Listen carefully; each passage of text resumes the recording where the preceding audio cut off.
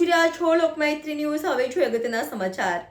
સુરતના ઉધના પોલીસ સ્ટેશનમાં નોંધાયેલ ફાયરિંગના ગુનાના મુખ્ય આરોપીનું પોલીસે વિસ્તારમાં સરઘસ કાઢ્યું હતું।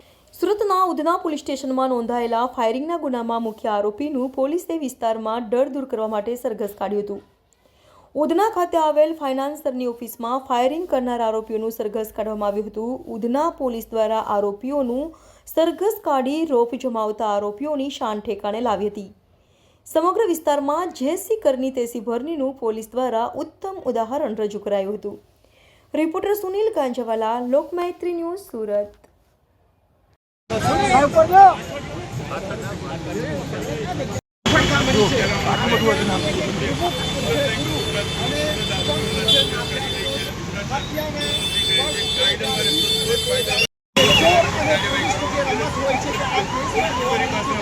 ઘટના